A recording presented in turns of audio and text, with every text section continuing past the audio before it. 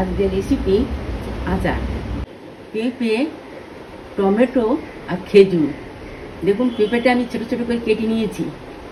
মৌরি নিয়েছি, মৌরিটা আমি ভেজে গুঁড়ো করে নেবো। পেঁপেটা সিদ্ধ করে জলটা আমি ফেলে দেবো, অল্প সিদ্ধ করে নিয়েছি। এবার আমি গোটা মৌরি তেলের মধ্যে দিয়ে দিচ্ছি। এবার টমেটোটা এর মধ্যে দিয়ে দিচ্ছি। এবার আমি পেঁপেটা এর মধ্যে দিয়ে দিচ্ছি। এবার আমি খেজুরটা এর মধ্যে দিয়ে দিচ্ছি। এবার লবণ, হলুদ গুঁড়ো খুব সামান্য দিতে হবে। চিনিটা জ্বালিয়ে রস করে নেব, জলে দিয়ে রস করে নিচ্ছি। জ্বালিয়ে নেব কিছুক্ষণ। চিনি জ্বালিয়ে রস করে নিয়েছি।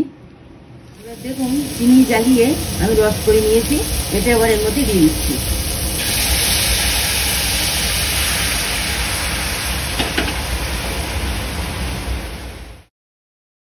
আগেই বলে রেখেছি যে মৌরি ভেজে আমি গুঁড়ো করে নিয়েছি।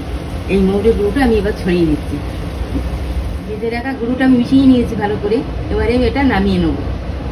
আমার আচার যদি আপনাদের ভালো লাগে শেয়ার করুন, লাইক করুন, সাবস্ক্রাইব করুন।